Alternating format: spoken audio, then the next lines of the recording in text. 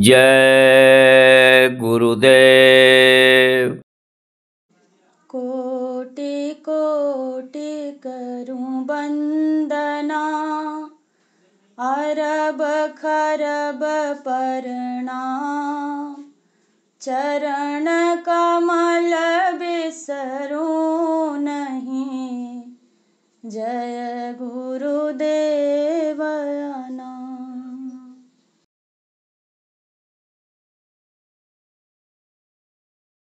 आओ गुरु दरबार री, मेरी प्यारी सुरतिया।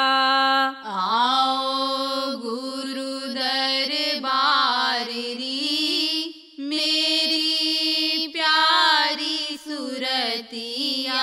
आओ गुरु दरबार री, मेरी प्यारी सुरतिया। आओ गुरु दरबार री, मेरी प्यारी सुरतिया। जगत अगिन में क्यों तू जलती, जगत अगिन में क्यों तू जलती। नहाओ शीतल धार री, मेरी प्यारी सुरतिया। नहाओ शीतल धार री, मेरी प्यारी सुरतिया।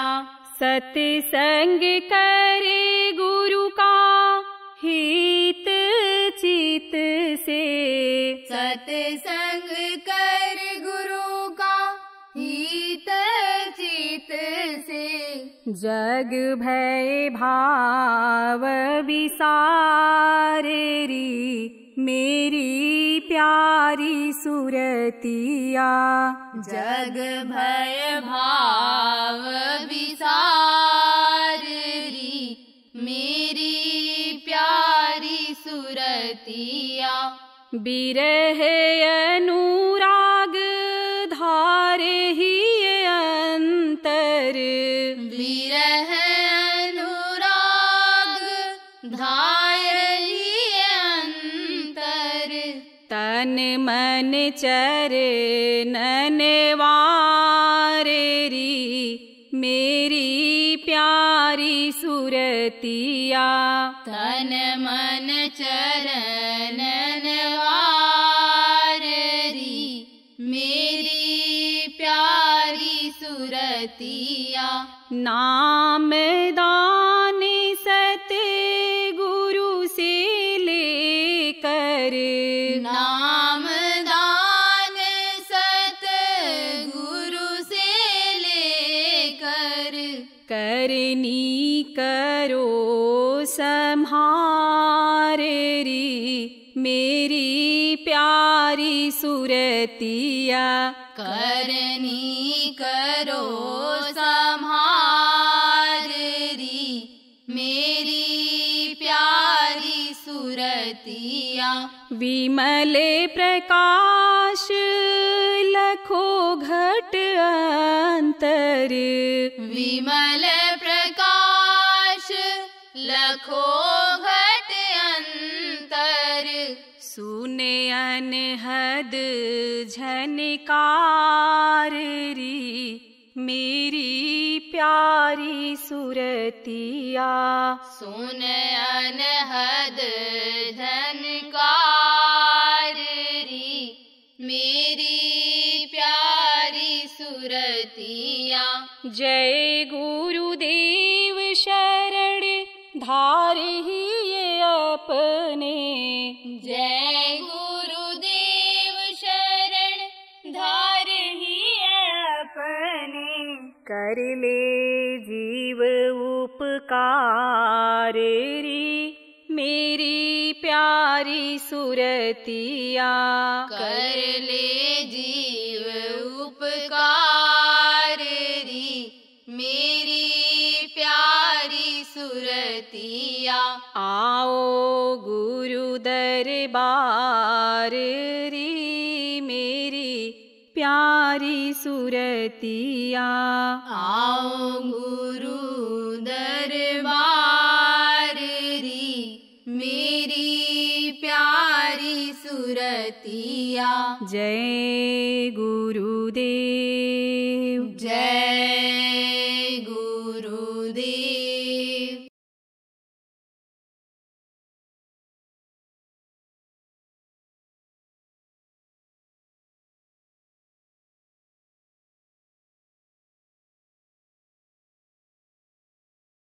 तो हमेशा होशियारी रखो, अपने मन की निरख परख करते रहो।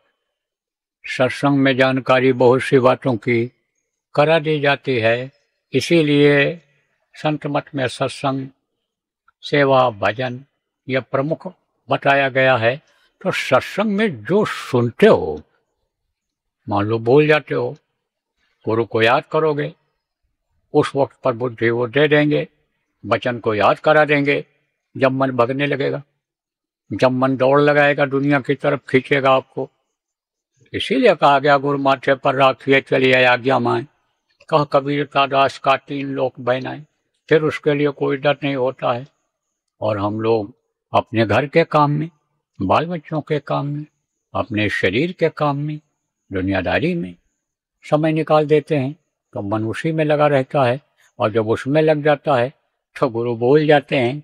और गुरु जब भूल जाएंगे तब तो ये आप समझो कि बगैर नकेल का मन हो जाएगा, बगैर रस्सी का मन हो जाएगा, कहीं भी भगे। और रस्सी अगर पड़ी रहेगी तो गुरु पकड़ के खींच लेंगे मन को। कह रहे तू कहाँ जा रहा है, उधर कहाँ जा रहा है, तो मेरा जीव है, तो उधर कहाँ जा रहा है, चल ही रहा। तो ये शरीर नहीं जाएगा।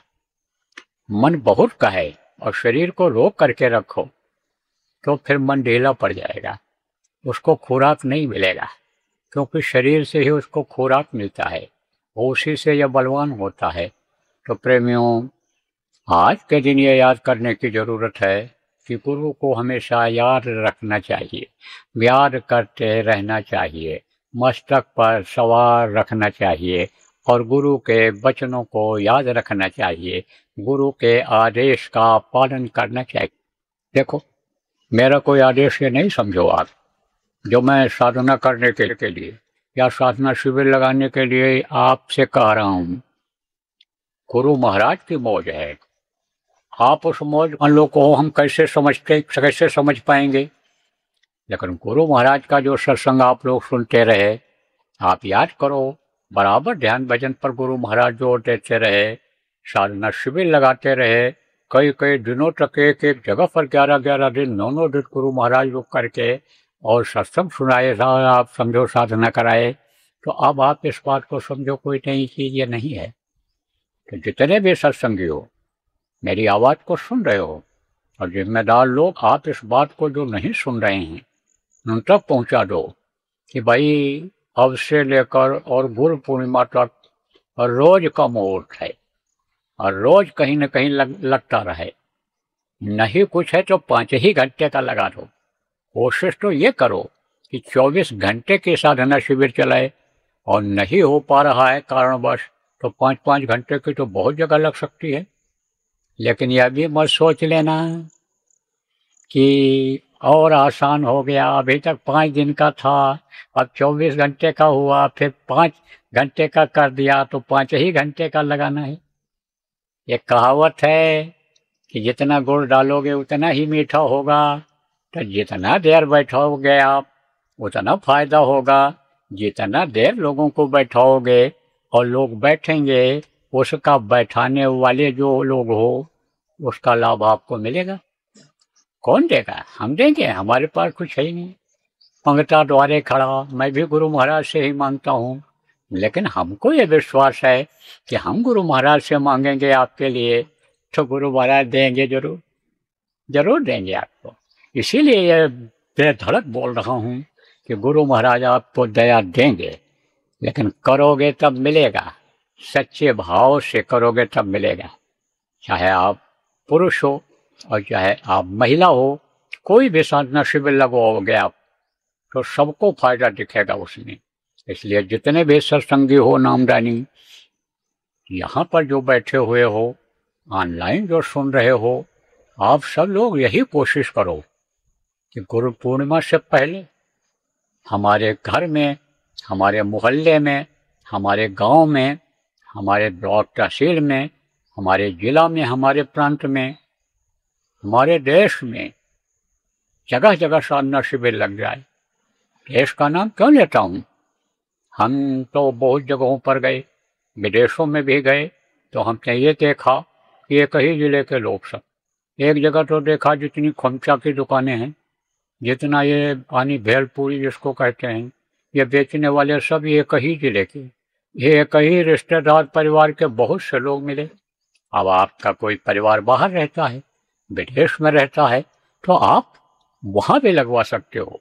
देश के किसी बड़े शहर में रहता है, गांव में आप रहते हो, दूसरी जगह कमाने के लिए लोग गांव के चले गए हैं, तो वहाँ भी लगवा सकते हो।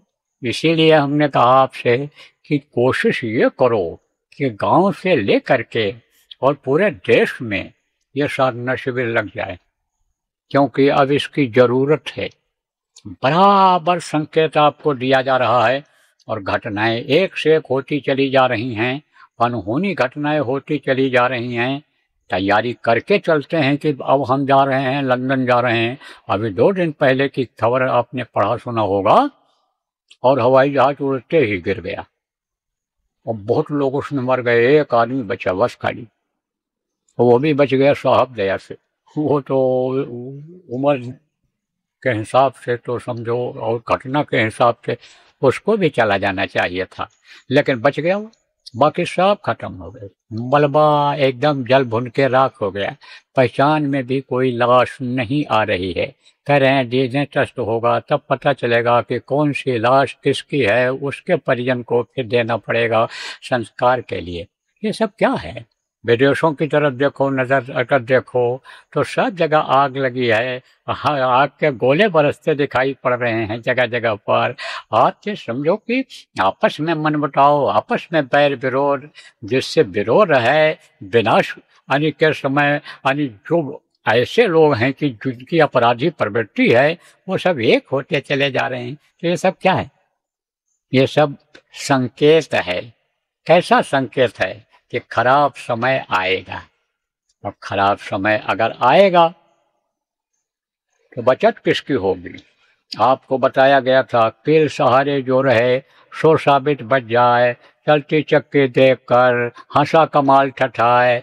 कबीर साहब संत थे। कबीर साहब हाथ की चक्की उस समय लोग चलाते थे, ये देवियां चलाती थी, उसको देख करके रो पड़े। बोले देखो ये जितने भी गेहूं हैं, 2 पाटों के बीच में 2 पत्थर की चक्की होती है हाथ वाली, तो कहा 2 पाटों के बीच में। सिस्टम वही है। अब जो बिजली की चक्कियां बन गई वो भी 2 पाटे की होती हैं, तभी तो पिसता है। तो आप समझो ग्राइंडर है जिसको कहते हो, वो भी 2 पाटे का होता है। ऊपर का हिस्सा नीचे का हिस्सा, नीचे डालोगे ऊपर वाला जब चलेगा तभी पिसेगा। तो कहा कि देखो ये गेहूं सब पिसे चले जाए। तो रो पड़े बेचारे कि जब परिवर्तन होगा, कल युग जाने लगेगा, सतयुग आने लगेगा, तो 2 पाटों के बीच में जो पड़ेंगे पिस जाए।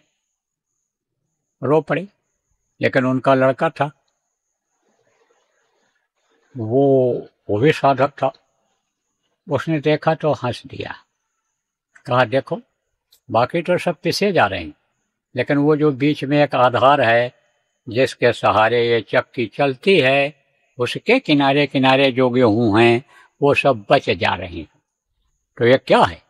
यह साधना शिविर क्या है? यह कील है। कील लोगों को पकड़ाया जा रहा है। कील के लिए कहा जा रहा है कि साधना में आप आओ, जितने भी नामदानी हो सब साधना में आओ। और आज आपसे कहा जा रहा है कि बहुत से लोग नामदान लेने के लिए तैयार हैं। लोग आए भी थे, भंडारे में नहीं हुआ था, वो गुरु पूर्णिमा में आने की तैयारी किए हुए हैं, इंतजार ही कर रहे हैं कि कब हुक्म हो जाए और कहाँ के लिए हुक्म हो जाए कि नामदान होगा तो हम चल पड़ेंगे। ऐसे लोगों से भी आज कहना है कि आप लोग भी साधना शिविर में चले जाया करो, वहीं बैठ करके ध्यान लगाया करो। नामदान तो आपकी इच्छा है, गुरु महाराज की दया होगी तो गुरु पूर्णिमा में मिल जाएगा गुरु पूर्णिमा। तो वो लोग भी, आप लोग जो नामदान के इच्छुक हो, उनको वो लोग बैठो, जो आपके परिवार के लोग हैं, सत्संगियों के रिश्तेदार हैं, जिनको आप समझा सकते हो, उनको नामदान के बारे में जब बताओगे, मनुष्य शरीर के बारे में बताओगे, गुरु समर्थ गुरु के बारे में बताओगे, आवश्यकता इस समय किस चीज की है, इस शरीर के लिए, ये सब जब बताओगे तो उनकी इच्छा जग जाएगी। तो उनको भी ले जाओ, बैठो, या थोड़ी ही देर बैठें तो मन उनका लगने लगेगा, उनके भी कटेंगे। कर्मों का काटना बहुत जरूरी है, तो यहीं से काटना शुरू कर दो कर्मों को उनके। और प्रेमियों, इकरारनामा भरना होगा आपकी बार या नहीं कि पकड़ के ले आए, चलो हम दिखा दें कि इतने आदमी हम ले गए थे, नामदान दिलाए थे, हमारा कोटा पूरा हो जाए। ऐसा ही बात नहीं है। गुरु महाराज भी कहा करते थे कि आपकी बच्चियों आना, तो एक आदमी 5 आदमियों को लेके आना, कभी 20 आदमी बोले, कभी 50 आदमी बोले, ले आना, नामदान दिला देना। नामदान दिलाने का बड़ा पुण्य होता है, लाभ होता है। बहुत सारी बातें गुरु महाराज बोला करते थे, तो गुरु महाराज की बात को हमको भी बोलना पड़ा कि जब आओ तो लेते आओ। तो आप सबको बुला करके ले आते थे, बहुत से लोगों को, और वो तो आपके प्रभाव में आकर के, आपके प्रेम में आकर के आ जाते थे, लेकिन वो नामदान तो सुनते थे, करते नहीं थे। जो बुद्धिमान लोग थे, पढ़े लिखे लोग थे, सत्संग सुनते थे, इच्छा उनकी जगती थी, लेकिन जाने के बाद फिर वही कर्म इकट्ठा होने लग जाता था, वही कर्म करने लग जाते थे, फिर उसी में उनका स्वभाव बन जाता था। तो ये बीज डालना बेकार चला गया। लेकिन अब अगर आप कोशिश करोगे, जिन जिन लोगों को आप लोग जिम्मेदार लोग लाए हो, प्रचालक लोग लाए हो, कहीं भी कार्यक्रम हुआ है, यानी समझो कि सत्संग का कार्यक्रम हुआ है और नामदान सब जगह लगभग मिला है, तो उनको अब आप चताओ, और जहाँ भी साधना शिविर लगती है वहाँ उनको बैठाओ।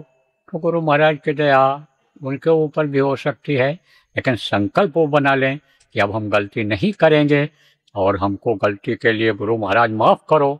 तो गुरु महाराज तो दयाल हैं, कर भी सकते हैं, नहीं भी कर सकते हैं, दोनों बात है। लेकिन कोशिश नहीं करेंगे, मगर दया मांगेंगे नहीं उनसे, तो दया देंगे कैसे। अब यह जरूर है कि नए लोगों को अगर आप लाते हो तो इकरारनामा भरा के लाना।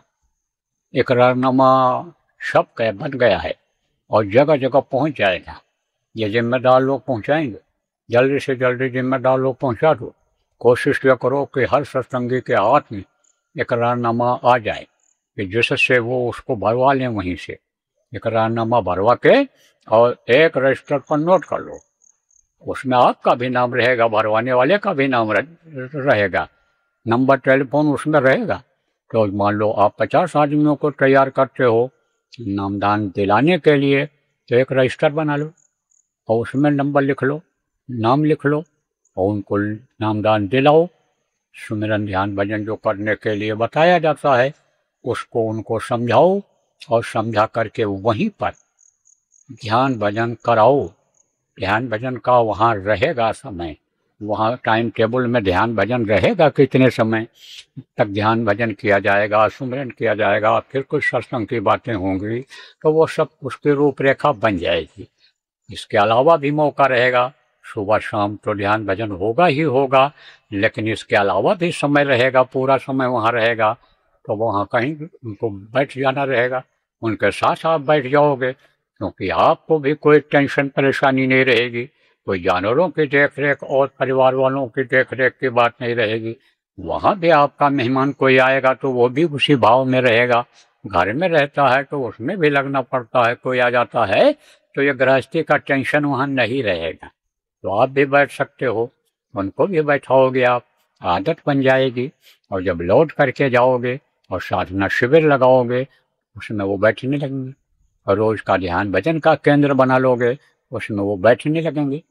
और जब उनको मिलने लग जाएगा तो उनकी आत्मा को जब सुख मिलेगा तब वो आशीर्वाद देने से नहीं थकेगी नहीं आशीर्वाद देने। देखो प्रेम, हमको जिन्होंने नामदान दिलाया था अब वो नहीं रहे, लेकिन अब भी हमको याद आते हैं, और कोई चर्चा चलती है तो मैं सत्संग में भी बोल देता हूँ इस बात को, क्योंकि याद आ जाती है उनकी। जब नामदान दिलाने वाली बात आती है तो उनके लड़के बच्चे हैं, आते हैं, कभी कभी आते हैं, लेकिन आते हैं तो उनकी याद आ जाती है। जब दिखाई पड़ते हैं उनकी याद आ जाती है, और कहीं कोई चर्चा भी चलती है तो मैं कहता हूँ कि देखो इनके पिताजी ने हमको नामदान दिलाया था, इनके बड़े भाई हम और सब लोग यानी समझो कि हरिद्वार गए थे नामदान लेने के लिए। तो अब आप ये समझो प्रेम, उस समय तो उन्होंने बहुत मेहनत किया। मैं तो पूरा कर्मकांडी था। कर्मकांडी किसको कहते हैं? पुरानी पद्धति की पूजा में लगा हुआ था, क्योंकि ऐसे ही खानदान में पैदा हुआ था कि जो धार्मिक थे देवी देवताओं को मानते थे, पूजा पाठ छोटे सा उनके गुरु ने बताया था, उस हिसाब से वो करते थे। वही संस्कार मेरे ऊपर भी पड़ा, तो मैं तो उसमें फंसा हुआ था। बहुत मुश्किल था निकल पाना, लेकिन वो लग गए। कैसे लगे मेरे पीछे? चीता जानते हो?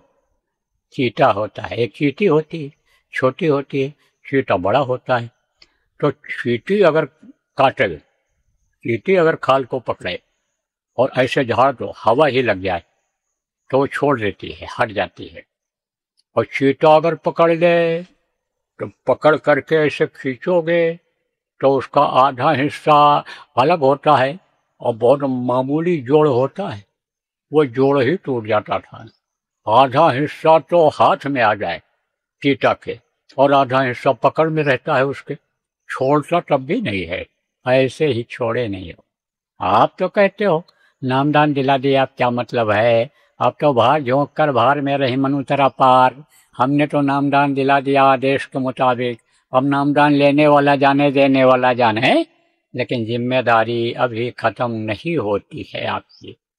कोई भी पौधा लगाओ और बड़ा न हो जाए जब तक देख रेख न करोगे तो फल आएगा, और बड़ा कर दो पौधे को और फल उसमें आने लग जाए तो आप तो खाओगे ही जिस पौधे को लगाओगे। जिस आम के पेड़ को, केला के पेड़ को, जिस यानी आप पे समझो कि सेब के पेड़ को लगाओगे, उसका फल तो आप खाओगे ही, लेकिन बहुत बहुत से लोग खाएंगे। इसलिए इनको खोजो। जितने लोग आप नामदान दिलाए हो, जो आपके साथ नामदान लेने के लिए गए थे, गांव में आपको मालूम है कौन कौन गया था, कहाँ नामदान लिया था, उनसे संपर्क करो, उनको प्रेरणा दो, उनको साधना शिविर में बैठाओ, उनके कर्मों को साफ करो। यह है परमार्थ है, यह है परोपकार। और कहते हैं परोपकारी सदा सुखी। जो परोपकारी होता है वो दुखी नहीं होता है, किसी भी तरह से दुखी नहीं होता है, हर तरह से सुखी होता है। तो परोपकार का काम है, परोपकार करो प्रेमियों। आज से संकल्प बनाओ कि हम नामदान नए लोगों को तो दिलाने की कोशिश ही पूरी करेंगे, प्रयास करेंगे, ले चलेंगे, लेकिन इसके साथ ही साथ जिनको नामदान दिला दिया है वो और पता लगे कि यह नामदानी है, चाहे गुरु महाराज के नामदानी हो, चाहे उनके बाद के नामदानी हो, सबको आप संपर्क करके और ध्यान भजन में बैठाओ, साधना शिविर में बैठाओ, उनकी व्यवस्था वहाँ बना दो। एक जगह पर वही लोग तैयार हो जाएंगे साधना करने के लिए।